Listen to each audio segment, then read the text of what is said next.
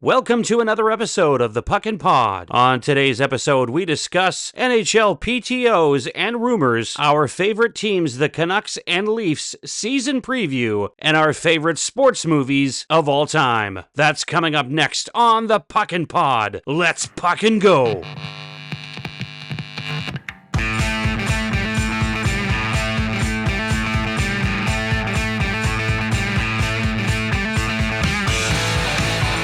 It is your favorite podcast, the Puck and Pod, right back at ya. Gentlemen, how you feeling? What's pucking happening, Paul? Not too pucking much, but I'm enjoying the fall. It's on its way here.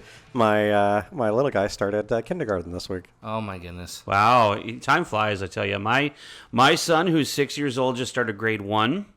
And my daughter, who is 9 going on 10, started grade 5. So, yeah. My dog licked himself this morning and made sure he finished his breakfast. Well, that's a good part. That's an important part, for sure. It is important.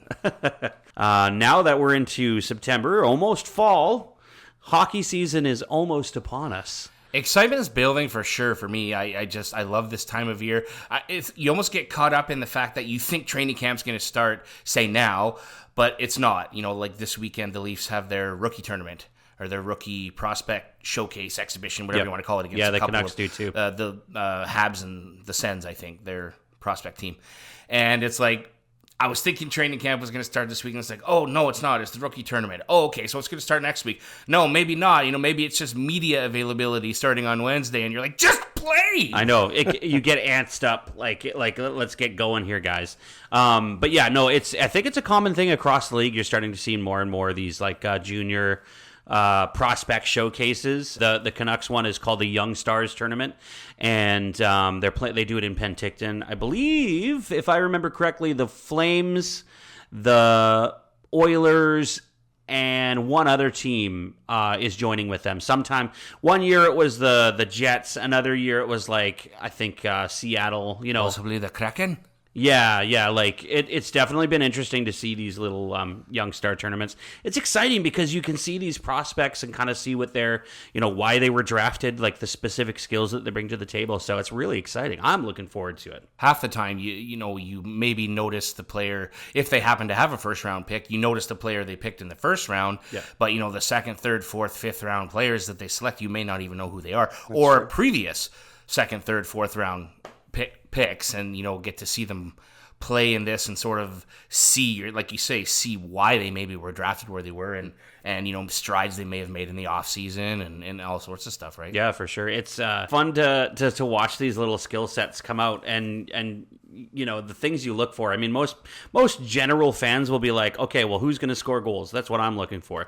But for me, I'm looking for like little things that they bring to the table. Like, can that guy forecheck and actually win the puck more than all the other players? Or, is that guy going to use his size to his, as his strength and win puck battles off of people who are a little bit smaller than him and stuff like that. So it's exciting for me to be able to watch these little skill sets that they bring. Yeah, definitely. You want to have those players that bring intangibles. Even some of the young guys can do that. You can see a player like Fraser Minton last year who took a spot from Sam Lafferty, got him traded to a different team, got him traded to the Canucks. I was going to say, I think I know that team. Yeah.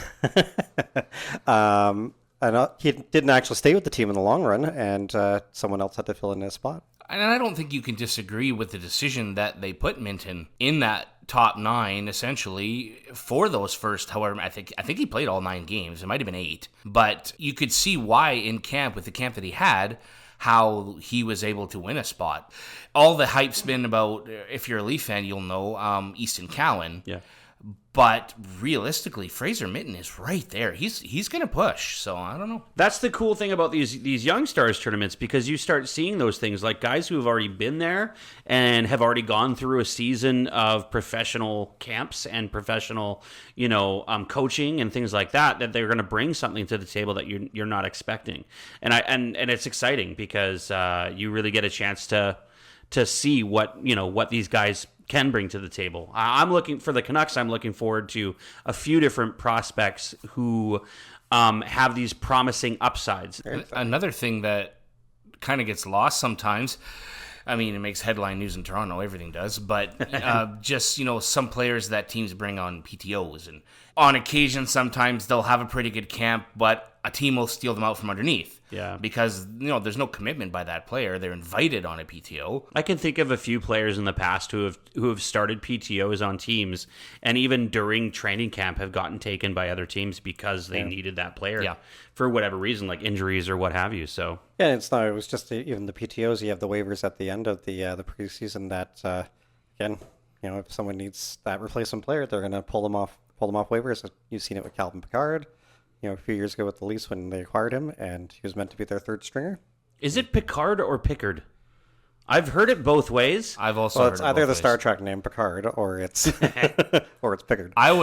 Naturally, for me, I'd say Picard, I think. Not that really matters. It's the French Canadian in all of us. Picard. Picard. But yeah, absolutely. I mean, this specific offseason has been really interesting when it comes to like PTOs, professional tryouts for teams, because it appears like every team has somebody on a PTO this year. Like, it really just seems that way. And some teams have multiple players. Yeah, we're looking at teams that are signing PTOs. Obviously, just before training camp here, we had a couple former first-round picks sign in the middle of August. Could you guys think of the two players that might be? Who signed them? The Lightning signed a former Ottawa first-round pick, and the Capitals re-signed, I guess, in terms of a PTO, one of their former first-round picks. So these picks were signed to PTOs you're talking about? PTOs, yes. I'm going to be honest, I have no idea who you're talking about. I think it's Verana for Washington. Yeah, you got on the nail there. And Tampa, I have no idea. They signed Logan Brown. Logan Brown. Logan Brown. I forgot about that guy. Was he on the Oilers last year? No, that's He Connor was on Brown. Connor Brown. Florida, I believe, last year. Gotcha, okay. Yeah. All right. So he stayed in Florida. We're seeing a few others. We got probably one of your favorite Canuck players that got signed to a PTO by the Golden Knights, Tanner Pearson. Oh, Pearson, really? Yeah, so I'm surprised. I thought he had a couple more years on his contract, to be honest. But former Montreal Canadian as well, and LA King, and Absolutely. Pittsburgh Penguin. Absolutely. Going over some more, do you know who the Canucks signed to a PTO this summer? Yes, of course I do. Sammy Blaze, who I believe now, a lot of, obviously, I believe that he is not going to score goals, obviously. Like, don't expect goals out of Sammy Blaze. He's not there for that. However, he is a talk-it-type player. He will use his body. He will do whatever he can to win pucks. It could potentially get him a spot on a team, not necessarily the Canucks, but it's not a bad PTO signing by Vancouver, in my opinion, just based on that. It's the hard workers, guys. Yeah. The guys it is. with the great work ethic. There was a player, an old Canuck. I wish the Leafs had signed him or were able to trade for him 2 or 3 years ago, and that's Tyler Mott. Yeah. Same type of player, right? would've Just liked him. those guys that you need on your team. They're not there to punch the puck into the net. I mean, I'm sure they can find their spot every now and again. Maybe 8 to 10 goals a year, maybe. But it's the 8 to 10 hits a game. Yeah. It's the 8 to 10 turnovers they've caused. Well, and Mott was surprising when it comes to scoring goals too. Like, he was really good at finding a way to make a play happen. Really good bottom six forward. Yeah. You know, I mean, that's really what Blaze is. Yeah. That really is exactly the type of player. Absolutely. Yeah. We've had a couple of minor ones in August as well. Nikolai Nizev, who used to be a Sharks pick, or defenseman, signed with the Penguins. Austin Watson, who played for the Senators in the past. That guy. He signed a PTO with the Red Wings. He's nuts. Yeah, he is. That guy's literally nuts. There was a goaltender signed by the Flyers, E2 Makiniemi, a former Tampa Bay Lightning second-line player who played for Chicago, signed with the Bruins. Do you know which player that is? I know who that one is. I definitely know who that one is. Tyler Johnson. That's right. Oh, yeah.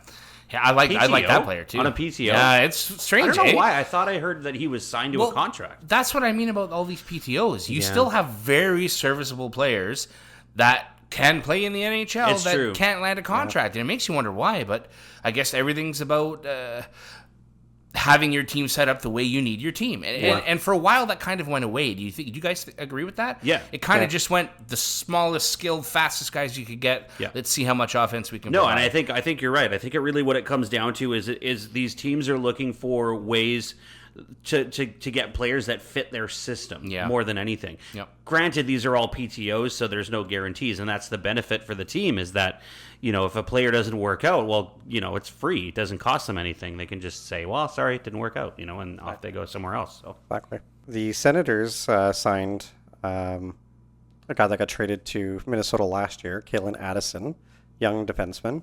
Has a chance to make the team, I would think, based upon the Senators not really doing that great.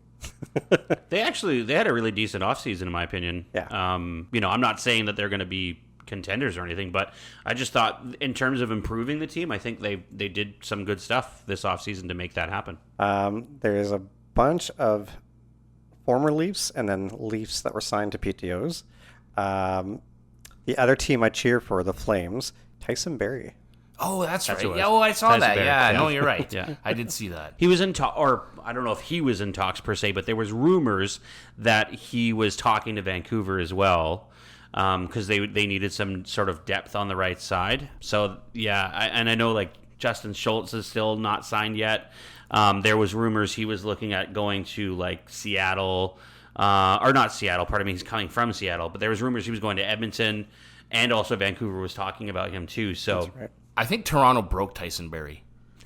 I really do. Because he was fine before he got to Toronto, and he's kind of been mediocre since. Yeah. Well, he might be on a downswing with his career, right? Like coming to the end now. Yeah. But when he got to Toronto, he was in the prime. I think he was 25, 26, maybe. I think he was only 31 or something. Yeah, really good. Going into Toronto, he was a really good puck-moving defenseman. Like that's. Yeah, but he didn't. That's what he didn't do. Exactly. That's what's so. I mean, Yeah. maybe it was the system at the time. Yeah, it very well could be. Yeah. Very well, because yeah. like he wasn't given the opportunity to move the puck, skate with it for sure. He basically like I remember I can see the games in my head right off the top of this.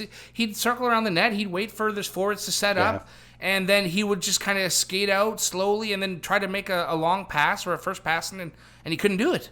Like his biggest asset was taken away, and that always bothered me. But Benefits of playing with that first line in Colorado. I remember hearing a lot of fans saying he was the next Paul Coffey for them. yeah, Okay, that's a bit of a stretch. Another former Leaf, Michael Hutchinson, signed a PTO. Who do you think he signed with? I'm gonna say St. Louis. I just threw that out there. Yeah. Over in the eastern states, where that whole New York area is. New Jersey. That's correct. Yeah, Jersey. The Senators signed a former Leaf that was quite surprising. He hasn't played in the league in 6 years. We did talk about him last week. Oh, Nikolai Kulemin. Yeah. Number 41. Yes, because you messaged our group and you were laughing about it because the guy hasn't played for like 6 seasons. 6 seasons? Yeah, in the NHL anyway. Yeah, He's yeah. playing over in the KHL, I think. Boston had 3 first-round picks that they had traded for many years ago. DeBrusk made the team. The other 2 didn't. Sonny Shen never, I think, played in the league at any point here. Yeah, they had the 3 straight picks, right? Yeah. That was what, 2017? I believe that was 2017, yeah. So it's not a player they've got existing on their team now. No. No, all 3 of them no longer are on the Oh, Bruins. so it's not Charlie McAvoy then. No. Yeah, I can't remember, A but Czech player. No, I don't know. yeah, I can't think. Jakob Zaboral. Zaboral. Zaboral. I thought I Is took that that relevant? for like pain that I had in my neck. Like, I thought Try that was- Zaboral. Yeah. Adam Ernie signed a few days ago with the Rangers. Another Marlies player signed with the Hurricanes, Sam Gagner.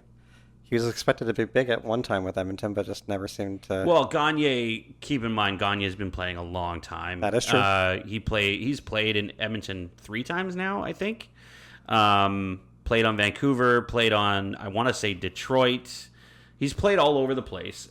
He's made his presence known on each team he's played on. But I think, comparing to other players, he's definitely, like I say, on the downswing of his career. Which is awesome. Like, he's played a long time and he's been serviceable everywhere he's played. So I did see a report earlier this month, I think, or sorry, I guess probably last month. It would have been August, but Edmonton was talking to Gagne's agent about him coming back and retiring there. Yes. it'll happen anyway. Like, probably. Yeah. When he decides when a team doesn't sign him anymore, he'll sign a 1-day contract and retire an Oiler. You know that's going to happen. That's true. Former Leafs second-round defenseman who played for Arizona, now obviously the Utah Hockey Club. The Oilers signed him to a PTO. Why don't you just tell us, I will Paul? tell you, Travis Dermott. And that's funny because Former I read Canuck. that yesterday too. Former Canuck. Yeah. He's a former Canuck, that's Leaf, right. former Canuck. He was supposed to be really. He was. really And I mean, good. when he was supposed to be. Well, yeah, okay. I'm agreeing with you. He is supposed to be. He was supposed to be. And when Vancouver picked him up, that's why they picked him up. Because he was supposed to be, something. I don't want to say he was terrible for Vancouver. I thought he was decent for Vancouver, but he had some injuries that really stopped him from really doing anything, instrumental to help the team.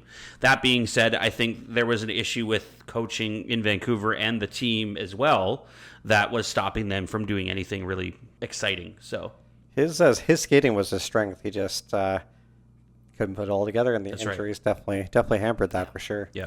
Talking about the Oilers, one of their former first round picks signed with Utah yesterday. Yamamoto. Kyler Yamamoto. Which actually surprising. I was surprised to see that he got a PTO. I thought for sure he still has. I mean, he's still young. That he still has the ability to do something to help a team. Like, it just didn't seem to me like. It seemed crazy to me that nobody would just sign him for a cheap contract. I mean, that being said, who knows? Maybe they will. Maybe somebody will. But just it seems crazy to me. That's all for the PTOs right now. Except we didn't talk about our main man Absolutely. in Leafland. Your main man. The savior, the guy who's going to take a number on his jersey, which is reflective of the last time they won the Stanley Cup. Your favorite and mine, number 67, Max Pacioretty. Maximilian. Patches coming over. I am not really that excited. I mean, well, I would be excited, and the only reason I'm saying that is I'm not being sort of facetious. What I mean by that is, like, he's a serviceable player. He's a really good puck mover. He makes plays really well too. Like, I've seen the guy make some really incredible plays. yeah, It really depends on who he plays with. He reminds me. In comparison, and because I'm a Leafs fan, I know this, but he's similar to James Van Riemsdyk, just way better. Yeah, The same type of player. Big better body, hands. hard to move. He stands in front of the net. A lot of his goals are within 5 feet of the net. Totally. Right? And that's fine, and that's okay. Serviceable, yes, if he's healthy. Yeah.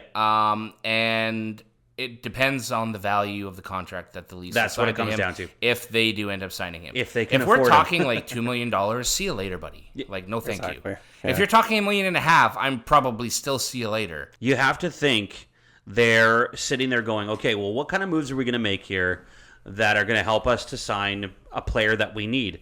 The problem is you take a player of importance away to fill that, or to relieve that cap space, to take that player that you need, but now you need a player here to relieve that player that you took. And who knows if that player ends up being a vital piece somewhere else that might hurt you or sting you later on. So My frustration a little bit, it's not even frustration. It's just the fact that if they sign Pacioretty, they've now signed Robertson. I mean, who knows? We still don't know what's going to happen with Nick Robertson. We really don't. Yeah. They've signed him to basically a league minimum. That could just be an easier way to trade him now because he actually has a contract. Who knows? We don't know what's going to happen. We don't know what Treliving's thinking are going to do. We can speculate all day long. That's what we do. But so they've now got potentially Nick Robertson at left wing, probably second or third line. They've now signed, allegedly going to sign Max Pacioretty to a contract. He's passed his physicals, whatever the case may be. Left wing spot, either second or third line. Well, all the talk right now and the hype surrounding Easton Cowan from the London Knights and the season he had last year and the offseason he just had, they did an interview last week on TSN with his strength and conditioning coach, And basically, that guy lobbied for him. Like, he's ready for the NHL. He's an inch taller than he was last year. He's about 12 pounds heavier. His fitness levels are through the roof. This guy is ready to go. His work ethic is unmatched. Like, he basically is like, there's probably not a player on the Toronto Maple Leafs now that has a better work ethic than Easton Cowan. And he's 19 years old. Mm-hmm. So now, Easton Cowan's not going to play center in the NHL out of junior. He's not going to do that. He's going to play wing, and it's left wing. It pretty much has to be. So now you think, okay, now Pacioretty's probably going to take away either a second or third line spot for possibly Easton Cowan too, if he earns his spot. Now I don't know if you agree, Paul, but he's not going to play the fourth line. No, that would be pointless. It would be very pointless. But at the same time, it's almost pointless to send him back to junior. He was MVP of the OHL, MVP of the playoffs. Like, the kid doesn't really have anything else to prove. He lost in Game 7 in the Memorial Cup. Like, he didn't end up, getting over that hump, but that's pretty damn good resume for one season. It is quite disappointing that the AHL and the lower league, junior leagues have that deal in place where, basically you can't play in the AHL as a 19-year-old. They want basically have it where you have to go back. It's fine that that's in place because you want to build up fandom for the junior leagues, but it sucks when you have somebody like Easton Cowan's case where he's too good for the juniors, but he doesn't really quite fit yet into the top six on the team for the NHL roster. Max Pacioretty is an offensive forward who plays the sniper role on a scoring line. He owns tremendous shooting abilities, although you rarely see him take a slap shot, as his lethal wrist shot combined with a world-class release is his main weapon. This is from Elite Prospects. It's their description of Max Pacioretty. Based on that quote alone, what are you thinking? This has become the Max Pacioretty podcast, by the way. What are you thinking? Who do you think he's going to play with in training camp? My first thought about that assessment of Max Pacioretty is that they actually thought he was Austin Matthews. I don't think he's a bad player, and I don't think that he will be a waste of space if they do sign him. I just think it's time that this team in particular, Toronto, stop trying to fill with veterans and start taking the developed players or players you have been developing for 2 or 3 seasons. Yeah. Alex Steeves in the AHL how is he not playing in the NHL? A lot of people listening to this podcast probably go, who the hell is that? Well, you're not going to know unless you're a Leafs fan, probably. But I mean, I think he's 26 years old. Bobby McMahon just came into the NHL and he's 26. And he looks great. He's not a top-line player. I mean, he can fill in there probably. But the style of play he is, the size, he's got the skating, he's got the tools. Well, you've developed and drafted these players for a reason. Why do you always have to try to bring in veterans? And it seems the last 3 or 4 seasons, specifically, that's what they've been doing. Yeah. Jumbo Joe, Zach Aston Reese. I mean, it was Noah Gregor last year. I don't know. Let's see some youth. It's probably a good idea, really. Like, he probably could fit in on the third line, even the fourth line, or even fill in on the second line. If say somebody like Robertson, who's expected maybe to play on the second line, can't do it, then you move a guy like Pacioretty up. But yeah, like you said, we got some young guys on that team. Steeves has got a very specific contract that he's got to play 72 games this year, or he becomes a UFA. Like, is that a player you want to lose with having Max Pacioretty play? Well, I mean, that's just the question, right? I guess it is, because they're not playing him. They weren't calling him up. I mean, maybe it's partially a coaching decision at the time. That's something else we're going to look at, later in this episode as well, is those changes. And that something that we're looking forward to for the season is the coaching style difference. But, all those factors play in. But here's a player sitting in the AHL, pretty much NHL ready, at least in some capacity. And then, you're taking all these potential spots away. Yeah, it's a common problem amongst other teams too. Vancouver's got a similar issue. I mean, we've got players in the AHL right now who are capable of playing even a bottom role in the NHL. It's just a matter of who are you replacing. Somebody like Nils Aman, who played last year in the NHL, probably won't be playing in the NHL this year. He'll probably be playing in the AHL just because of the people that they signed this year. So I've got sort of a list of all the players that they've got on the Elite Prospects website for Vancouver. And so we've got, Teddy Bluger, Pius Suter, Kiefer Sherwood plays wing and center. Elias Pettersson, JT Miller, Danton Heinen also plays center and wing. So they've got a lot of people who are basically serviceable centermen who are going to play on the big team this year. So you got to think a player like Nils Aman is going to find his way back into the AHL. One player I'm really excited about from the offseason is Kiefer Sherwood. I think he's going to be kind of an underrated signing for Vancouver because he was a pest against Vancouver in the playoffs in the first round this past season. The guy does whatever he can to get under the opposing team's skin, but he's also, he fights for the puck. The players that you want on your team are players who are going to win puck battles, and he's one of those guys. He's only 6 feet, 194 pounds. Vancouver signed him for 1.5 this year.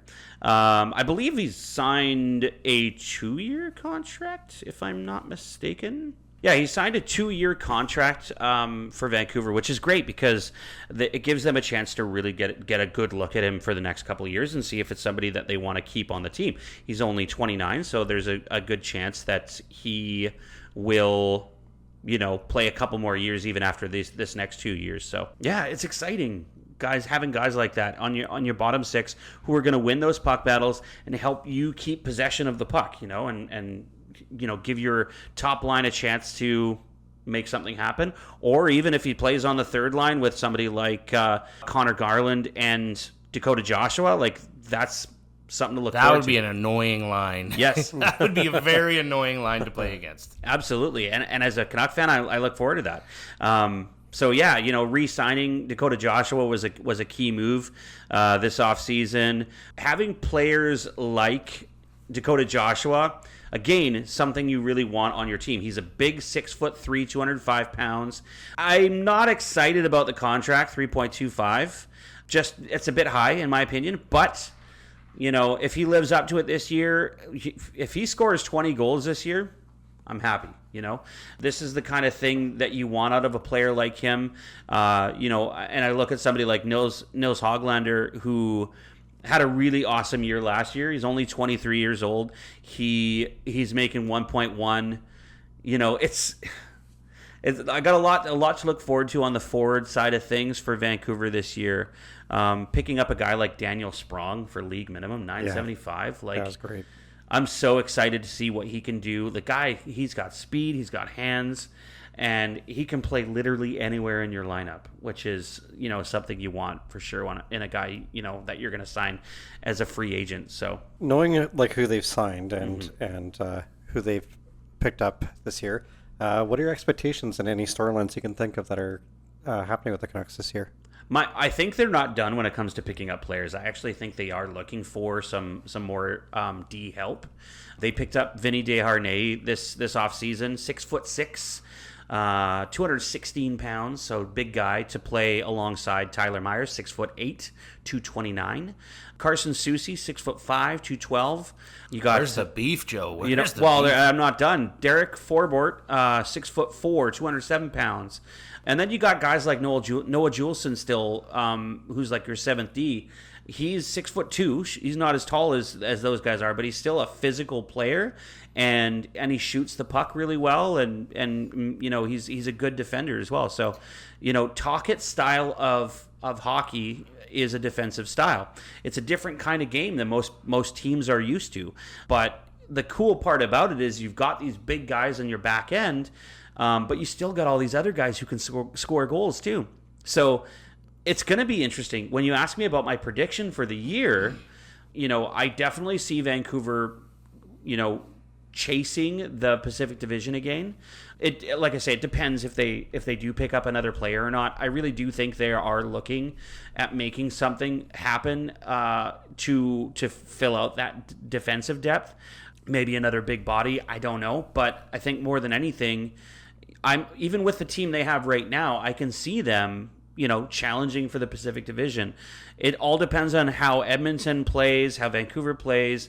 They're going to be kind of killing each other out there, and I'm here for it. I'm looking forward to it. There's a lot of meat on that team, and as a guy who knows his way around a buffet, those guys should stay away from the Tandoori Flame in Surrey, if you know what I'm saying. Like, that place is magnificent, but those guys, they're shout out to the Tandoori Flame. They're going to be spicy back there, that's for sure. Yes, absolutely, and they're not alone. I know the Leafs have made some moves this offseason too to bolster their team. We'll get into that in a few, but. Yeah, it's becoming a common thing, I think, especially when teams are looking at what Vancouver did last year and how far they did make it. This is a team that was not expected to even make the playoffs last year. And for them to, not only did they make the playoffs, they won the Pacific Division. They have a head coach who's won the Jack Adams. They have their number one defenseman win the Norris. It was one of the most exciting seasons for Vancouver Canuck fans in a long time. I don't even think that you mentioned who I would probably consider the biggest impact player of the offseason for the Canucks. What do you think about this player? Jake DeBrusk. Yeah, 100%. I mean, this is a guy who his bread and butter is working with a team or with a line mates who can pass the puck, who can shoot the puck. He's going to help somebody like Elias Pettersson make some plays, score some goals, and there's a lot of potential and upside to having a guy like that on your line. Whether Daniel Sprong plays with him, I don't know. We'll see. But it's going to be exciting to watch. I'm really looking forward to seeing what they can do together. Paul, you remember what happened with DeBrusk in Boston last year? Like, he's had kind of a crazy year, with the whole contract thing, and he requested a trade at one point, did he not? He's requested a trade like 3 times. He actually talked about it in an interview that I read today, where he was talking about, all the discussion about how he wanted out of Boston, and the fact that the team wasn't doing anything to move him really hurt him last year. It weighs on you when you're a guy who just wants to get a chance to play somewhere. You want to get a chance to play somewhere where you have a chance. Not saying he didn't have the chance. It's just that he knew that Boston wasn't interested in re-signing him for what he thought he was worth, which is a common problem anywhere in the NHL. But it weighs on you. Having said that, though, you did sign a contract to play with that team. That's right. So, sorry, pal, you got to show up. That's right. If they want you to show up, you got to show up. Now, the one thing about DeBrusk is he does show up in the playoffs. That's what he's well known for. He's a hard worker in the playoffs, scores a lot of goals in the playoffs, and that's something I can say as a Canuck fan I'm really looking forward to. So overall, would you estimate that you not necessarily expect, but do you predict that they're going to take the Pacific? No, I think they'll challenge for it. I don't know necessarily they'll take it. I mean, Edmonton's going to be a really, really tough team this year. It really depends on where they're at. I mean, do you think LA is going to make some big strides too? I mean, they're probably going to press. Yeah, Kraken. Kraken could be either way. I'm not sure. I'm not so scared of LA. In terms of competing with Vancouver, I think they're in a different tier. That being said, I do think LA will do well. I just don't think they're going to be top of the division. Yeah, more of a middle team. Yeah. I mean, Calgary, I don't really expect. They're basically complete teardown, rebuilding at this point. Yeah, you can't. There's no way you're going to convince me that they're going to challenge for anything. They still have Kadri, they still have Huberdeau on the team, but you're missing a lot of key players when it comes to the Flames. So I'm not sure I see them kind of competing for anything, or even getting close to making the playoffs. So. Their biggest signing this offseason was like Anthony Mantha. Yeah, Mantha's a serviceable player. I would love to have Mantha on my team, but I just don't. I don't see it helping Calgary much. No. I think we all know the Central is just going to be World War III. Yes, but I mean, Vegas could go yay or nay. It's funny because I've heard a lot of analysts tell us, that Vegas is still a scary team, but they gave up a lot of players that were their biggest players when they won the Cup. You think about Marchessault, Riley Smith, and Smith, and they traded away Pacioretty for nothing. Yeah, even though they also got Pacioretty for nothing too, right? That is true. No, well, that's not true. They gave up They gave up Nick Suzuki to acquire Pacioretty in that deal, and he is now the captain of the Canadiens. Yeah. So they lost Marchessault, they lost Riley Smith. They lost some key players who were really important to the team. I'm not sure I see them as dangerous as they were. I still think they're going to be a good team. They're well coached. They've got some good players still on the team. I just think that they're not going to be a team that I'm so worried about as a Canuck fan. Probably Edmonton's going to be my biggest, the team I think that Vancouver will be the most competitive with. I mean, when you've got goaltending like Vancouver has with Demko and with Seelovs now after the year he had, it's going to be really interesting to see what happens with those players, those goaltenders, both of whom, of course, are reportedly injured at the moment. But Demko during the playoffs last year played one game. He played the first game, got injured, and then the next Casey DeSmith played. Then he got injured, and then Artur Seelovs came in and played the rest of the games. They made it all the way to the game 7 of the second round against Edmonton, who was one of the tougher teams, and also, of course, Edmonton made it to the Stanley Cup final. So, pretty exciting stuff when you have a team like that. So, I'm curious about Edmonton. I really am. Yeah, I'm sure in a few weeks we'll maybe get some opinions from some Oilers fans that we know personally, but look at the start they had last year. Yeah. And they were touted to be super good to win the Pacific last year. They're kind of what I would call an enigma. They're an enigma because of the season they had last year. You know what they're capable of. It's no different than St. Louis when they won the Cup. They were the worst team in the league and then all of a sudden figured out a way to win. Maybe it's after firing a coach, because typically that happens with teams. They fire a coach, another coach takes over, and then they do well. I mean, when Vancouver fired Travis Green and Bruce Boudreau came on, they started winning. And then the next season, he started with the team again, and they couldn't win anything. So it's just the way it is sometimes. The coaching style, here's the thing about Bruce Boudreau that you may not know. He doesn't believe in systems. He doesn't believe in a system. Really? He's like, just get out there and play. Work your butts off. He believes that he can talk a team into winning. That's the kind of coach he is. I did not know that. Yeah. I didn't know that either. He doesn't believe in systems. So, like I say, Rick Tocchet plays a defensive style system. Bruce Boudreau doesn't believe in that. So it's an interesting thing. I've seen him even on talk shows and stuff where he's said that he doesn't, I don't know so much about the systems talk, but...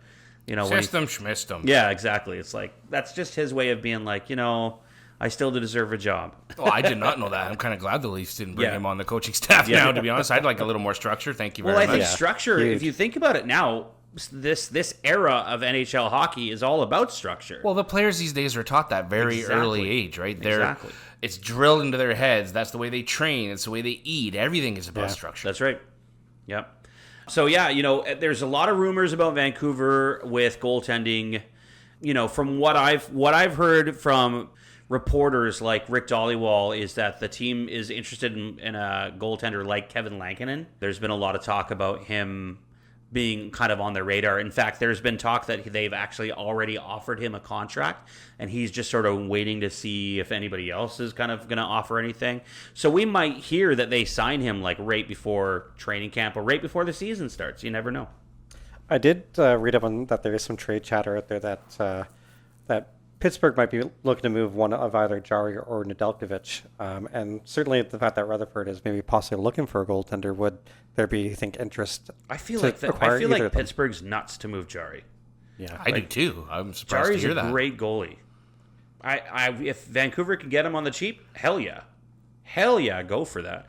That being said, you kind of think that would bump Arthur Seelovs down the ranking, so to speak. I think he deserves a chance. He does. He needs a shot for sure. Yeah. I mean, after that playoffs last year, for sure. Has his knee been figured out? Do you know? It's literally, from what I've read, it is just a kind of a tweak in his knee. Yeah. In fact, it's not actually injured. They just don't want to injure it more. That's why they didn't want him to play in the.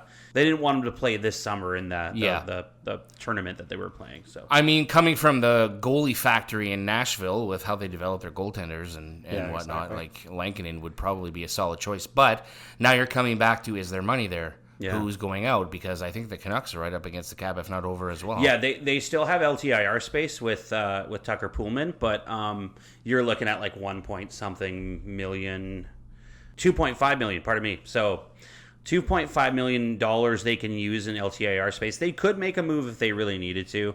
Plus, they could make a trade too. Like, they've got so much depth right now, especially at forward, where you could probably get a serviceable player, whether it's on D or whether it's a D-man and a goalie. It just depends on the cost. Well, now what's interesting in that whole grand scheme of things when you're thinking goaltenders is they now have a new goaltending coach. Yeah. Yeah, Ian Clark's no longer with the team. He's still with the team. Ian Clark is basically a scout now.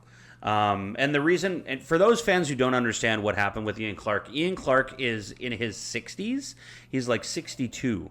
And he's at the age now where he's like, I cannot keep...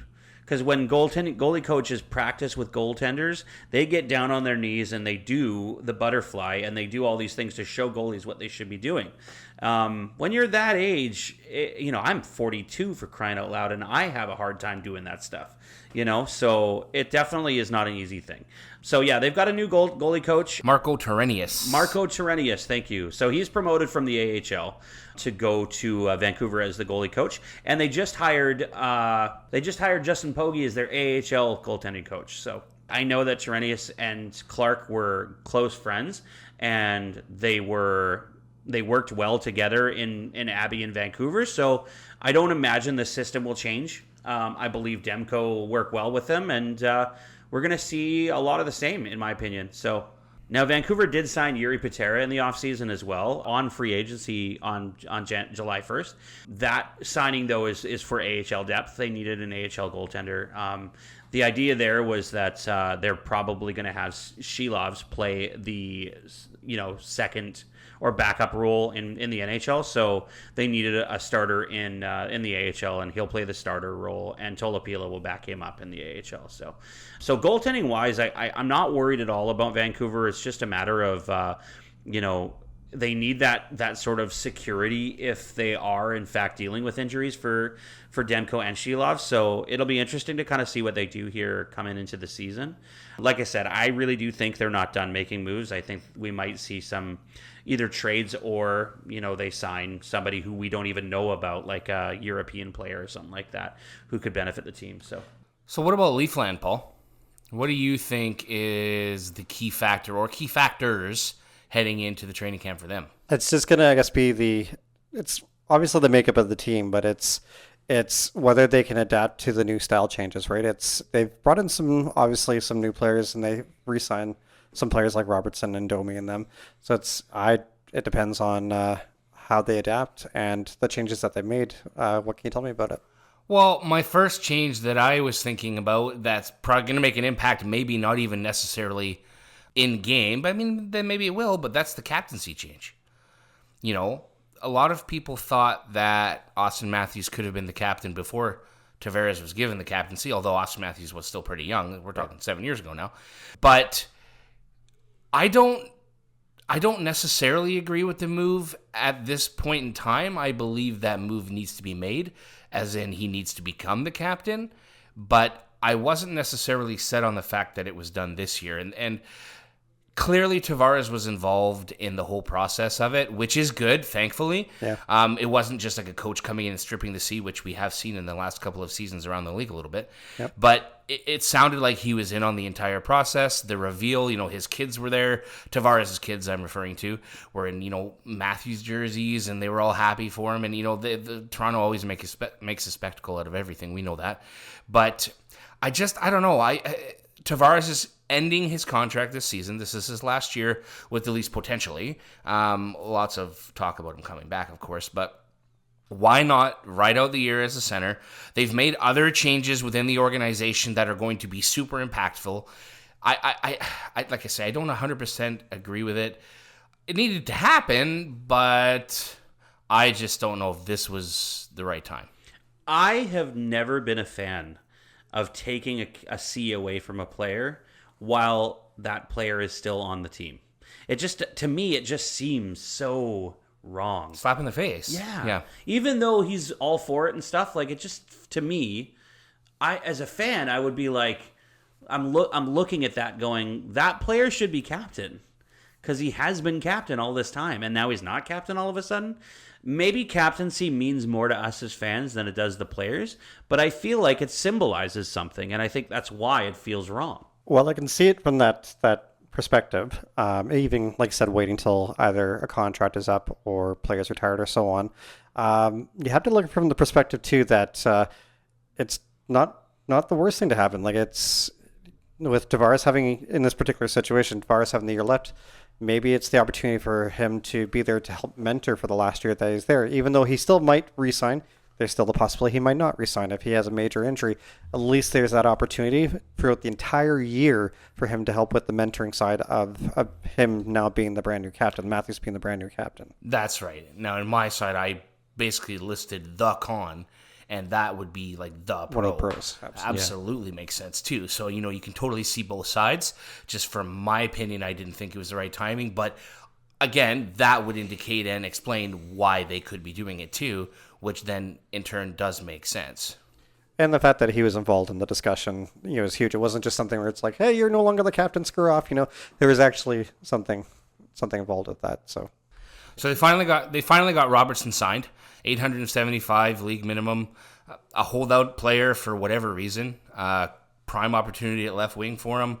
I guess he's going to take it. Like it's very confusing. I don't know if maybe his agent talked some sense into him or they finally got through somehow, but it confuses the hell out of me. We talked about it in our last episode. Just the fact that the opportunity is everywhere for this guy. What are you doing? Yeah, to me, it screams. I don't like where I'm going to play on this team. Like. Maybe he thinks he needs to be a top 6 player, but it sounds to me like it looks to me like this is a kind of sign and trade situation. It's very possible. I think they got to make room somewhere. Yeah. So considering how much he basically cried the whole off season here, it's miraculous in some aspects to see that he's signed. But yeah, there's a lot of obviously insiders out there that are saying that he's likely to be traded. I'm not a sports psychologist, but that to me is like the complete opposite of what they seem to be trying to do. Yeah. Like they're playing hardball enough that no, we're not going to trade you until it's under our terms. And maybe, like I said, maybe they're still trying to do that. But finally they end up signing him to a contract anyway. It just seems like they kind of gave in a little bit. I don't know. I would have rather seen the player traded, as much as he's probably going to be a good player at the end of his career when it's said and done. But I don't know. I think I would have preferred a little more hardball. Considering the makeup of the team right now with the amount of players that they've signed so far this offseason, there's got to be some moves coming at some point here. Well, you can't go into the season over the cap. Like, you just can't. No. Does anybody know what the actual percentage... I mean, the percentage I think is 10%. It is 10%. But when do you have to be under that amount? I believe before the start of the regular season. Literally the day before regular season starts. Yeah. So like I said, I think they're 1.06 over right now. And that's without Pacioretty actually having an NHL contract, which all the reports indicate that they are going to sign him to an NHL contract. So who's moving? Yeah, exactly. Don't forget Steve Lorentz, also a PTO with the Leafs. PTO, that's right too. Yeah, he could not likely to sign though. Now, if you look at the D pairings now, with Hakanpää's contract actually coming through, I'm excited about that player. I hope his knee is good. It's all right. It's good to go. I imagine they've done extensive testing and physicals and everything to make sure that it's going to be okay. But I mean, 6'7", 225. The guy hits everything that moves. He'll drop the mitts if he has to. Big, long reach. He's going to start every defensive zone face-off. I mean, he's exactly the player they need. He's basically Luke Shen, just younger and taller. That's a player that they now have under contract. I would think, Paul, I don't know what your defensive pairing setup looks like for the season, but for me right now, I've got Riley Tanev, Oliver Ekman-Larsson and Hakanpää, and Simone Benoit and Jake McCabe. That's my 6 defensemen right now, which also leaves Connor Timmins and Timothy Liljegren also freshly signed as 7 and 8. It makes me sad to think, and again, I'm a hockey fan, not just a Canuck fan, but it makes me sad to think that Liljegren would get traded from Toronto, because he's a young player. You want that young You want those young players in your team, but there's no room for them. I mean, they've tried to develop him, but he hasn't seemed to have taken that extra step, that to get over that hump, so to speak. Which, he's young enough that if you do trade him somewhere, and this is sort of a warning to Leaf fans, like, be careful what you wish for, because that he's young enough that if you trade him somewhere, he could get good where he gets traded. And this is what happens with defensemen. They hit their stride at a later age. He's only 25. 2 years from now, he could hit his stride at 27 and become... Yeah, defensemen do take longer to develop. They do, for sure. Yeah. If you look at the team in particular, who do you trade out of the forward and the defense group to clear up that cap space, right? Like, if you're looking at the depth, I would say Toronto has more forward depth right now than they have defensive depth. Do you trade a Liljegren, or do you move your way up to the forward lines and trade maybe either a David Kampf or a Kalle Järnkrok? Or did you finally trade Mitch Marner? Or do you finally trade Mitch Right, Marner? because that was a lot of talk over the offseason. Yeah, they're not going to... If they trade Mitch Marner, it'll be at the trade deadline. Kalle Järnkrok and David Kampf will be the trade targets, the players that the Leafs will try to trade, but the Kampf contract is high. Järnkrok's is probably okay for what he does and how much he produces, although he had quite a bit of injury problem last year. The year before, he was a good player. He's a good player for the role he was in, and those have to be the forward players. Some would argue that Ryan Reeves doesn't make this lineup, but I disagree. I think he does. With Greg Berube as the head coach, Ryan Reeves is in the lineup as it would be hard for me not to think he doesn't make the team. And then on defense, I would think Timmins will be the player they try to trade. He's another guy who hasn't really had a shot at really getting some ice time, and I mean, it's the team you're on, pal. That's just the way it is. And, they traded for you, thought there was going to be an opportunity. The opportunity didn't necessarily come, and it may not now. And I don't know. If they can trade that contract, they will. That's probably who they're going to try. Considering they have Matt Murray under league minimum contract right now, is there the possibility that they run like a 3 tandem setup this year with the goalies, because they could possibly lose Murray if they put him on waivers? I don't think so. My thought would be that no, they will definitely just try to run with the tandem they have in Stolars and in Joseph Wall. But at the same time, Joe Wall has been shaky. I don't even mean the injury either. I mean, I just think there has been times where he's been shaky. Now, positionally, he's a good goaltender. That's the type of goaltender that they want to have. But it hasn't completely translated into game action yet, I don't think. So, I mean, there's the possibility. There's lots of rumors that say Matt Murray is looking fantastic. Yeah. But he also, the same rumor was there last year too.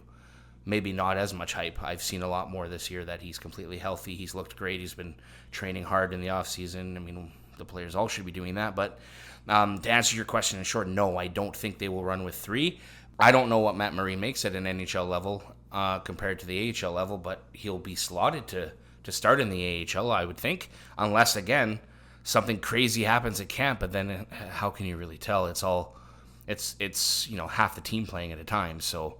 I think the most common question we have this offseason for most teams is goaltending, right? Like, What does goaltending look like for each team? And it's a question mark everywhere. Unless you're Winnipeg. Unless you're Winnipeg. That's right. So while we wrap up this segment, guys, before we move into our next one, I have the most important question of this offseason, and it's asked by TSN.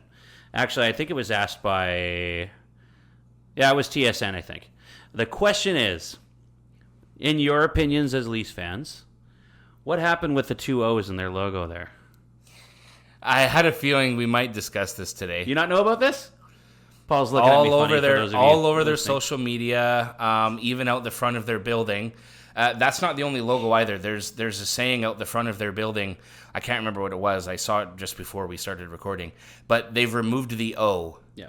In every situation where this one says forever on the Leaf logo, but it's missing the O on either side. What is your prediction as to what has happened with the 2 O's? What does that refer to? I have a feeling it's basically a restart, kind of like starting from zero, New coach, new captain. It's not like a 100-year thing, or nope. where are we I at don't here? think so. Although, what I will say is I found some comic relief earlier, and even as a Leafs fan, I can take pride in laughing along with you. But some of these comments on the TSN page were pretty good. The 0 represents the offense disappearing in the playoffs. Must be the 0 cups since 1967. Yikes. Needed a few O's to add to their salary cap. A little space. Some guy says even their logos can't get a ring. Oh, jeez. 0 playoff series wins. Yeah, I don't know. Some humor in Leaf There's land. got to be something happening though with the Leafs where they're celebrating something or something like that. But even from the outside looking in, it's very intriguing. But gentlemen, we always get to this point in our podcast where we switch over from the sports talk. Let's talk about movies. And this week, we decided we're going to talk about sports movies. Now, what that means, we're going to focus mainly on the 4 major sports in North America. And I specify North America because, of course, in Europe, soccer is a major sport, or as they call football. But here in North America, we're going to focus a little bit on basketball, baseball, football, and hockey. We're going to discuss our favorite movie in each category. So, we're going to start with basketball. Paul, what is your favorite basketball movie?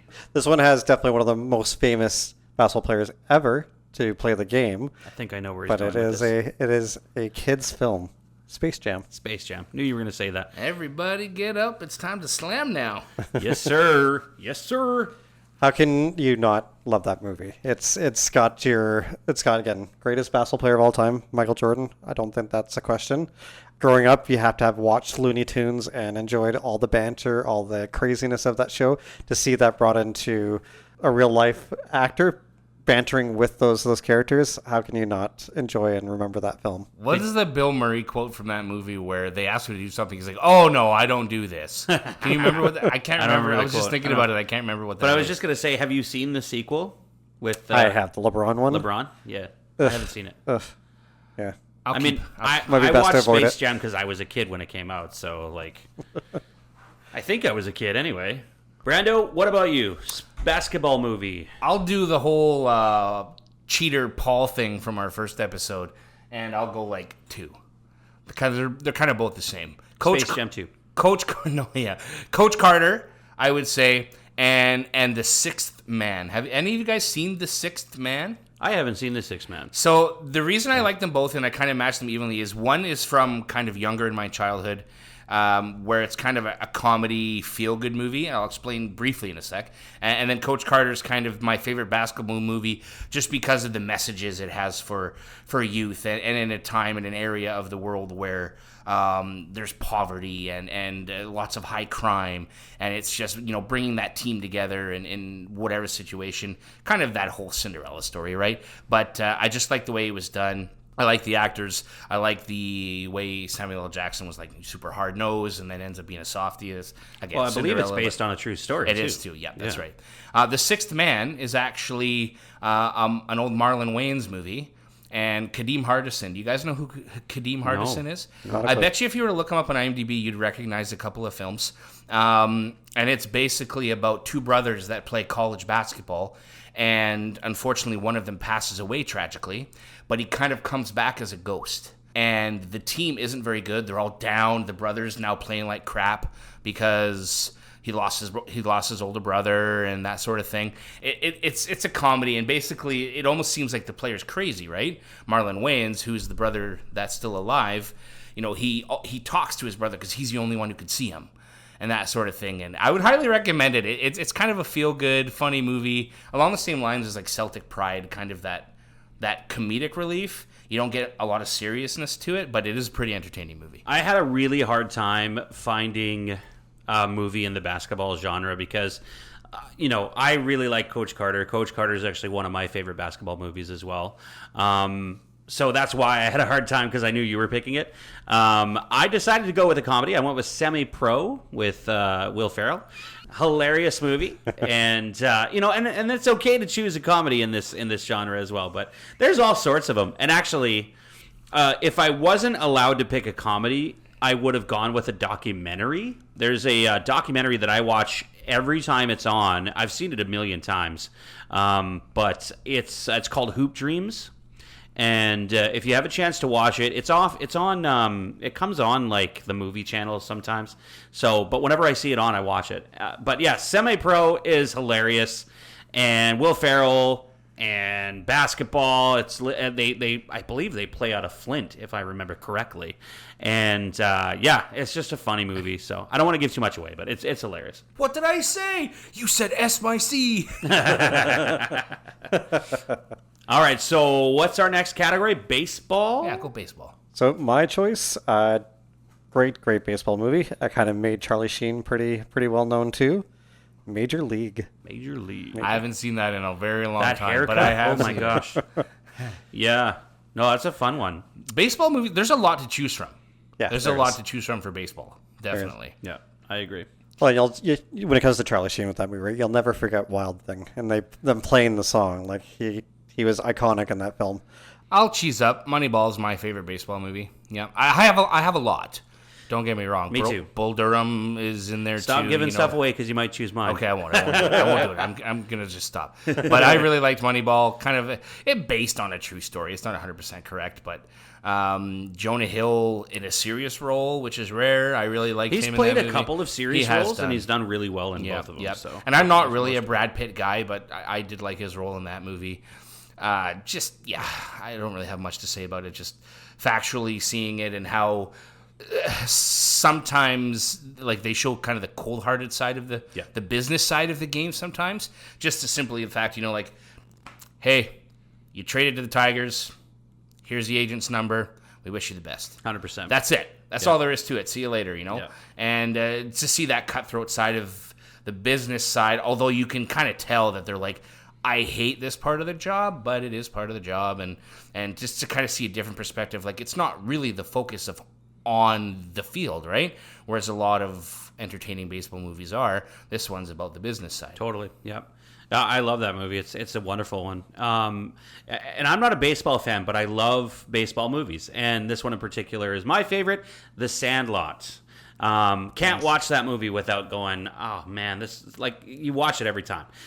And it pays homage to an actor we just recently lost. That's Mr. James Earl Jones. This guy, and he's been in a couple baseball movies, A League of Their Own as well. Field of Dreams. Field of Dreams, not A League of Their Own, sorry. and The Sandlot, of course, playing the old man, right? That they get their ball lost in the backyard with the dog. Who ends up being a sweetheart. And yes, of course, and that's usually the case, right? But it's like a great summer movie too. You can't not watch it, and when you watch it, it kind of brings you back to the good old days. So, yeah, that's my movie, The Sandlot. What about football? So I am a fan of Kevin Costner in Draft Day. Yeah, I was hoping one of you guys would pick Draft Day. That's a great movie, man. That's like a bedtime favorite of mine. I've seen it 25 times, and I'll just turn it on again and again.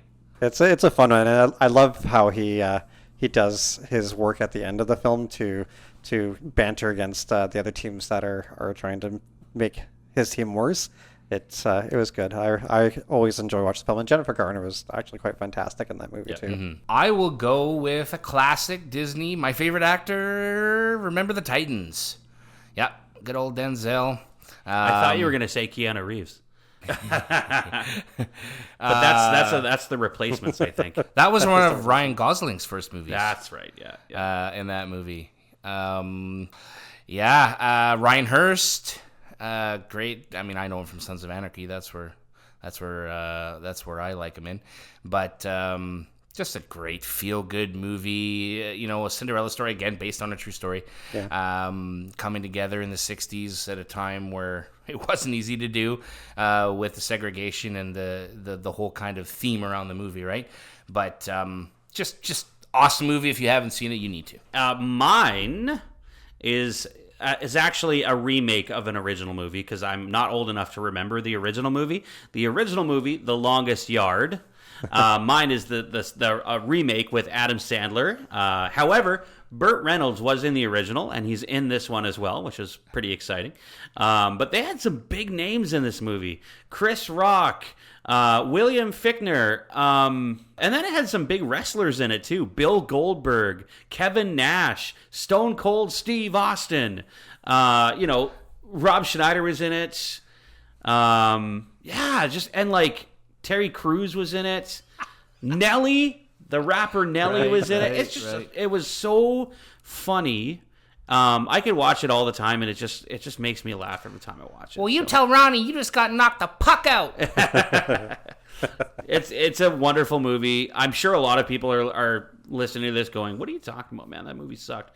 But I loved it. It makes me laugh every time I watch it. It's cheesy, and it's a fun movie to watch. So very unrealistic. You'll never ever see a team of prison guards go, "Sure, we'll play football against the prisoners." Like the prisoners aren't going to try and shank them every time. Yeah. But yeah, it's one of my favorites. Let's go to hockey, our final subject of the day. So mine is with Liev Schreiber and Sean William Scott, Goon. I wonder, did Goon get released in the U.S.? I had to think it did. I don't know. It takes place in Halifax. Yeah. Very Canadian movie, but I loved it. It's hilarious. And the sequel's great, too. And you guys got any Percocets? First, rule number 2. Do you have any? And 2, don't touch mine. What about you, Brando? I bet you no one's ever heard of this. Anybody listening, anyway, you guys might have. I've talked about it 100 times. Made-for-TV movie, 2-part series called Canada, Russia 72. Nice. Another historical movie. I know, I'm a sucker. But it really outlines the ideologies surrounding the culture with Canada, Russia. I mean, U.S. was kind of going through the same thing with right in the middle of the Cold War, and how at that time, even though the series really was split 4-4, Canada just seems to think that we won that series. It was big for them for a couple of reasons. The big one, obviously they didn't have guys like Bobby Hull, Bobby Orr. They weren't playing. It kind of shaped the careers of guys like Paul Henderson. Yeah. Phil Esposito just basically coming off the first ever 100-point season in the NHL at that time in 71, I think. And shows again how these players just, they thought they were the best, found out in a hurry they were not the best, and then came together through such adversity. The country hated them for the first half of the series, and it kind of really set the tone for how Canadians feel and watch the sport today, I think. Yeah.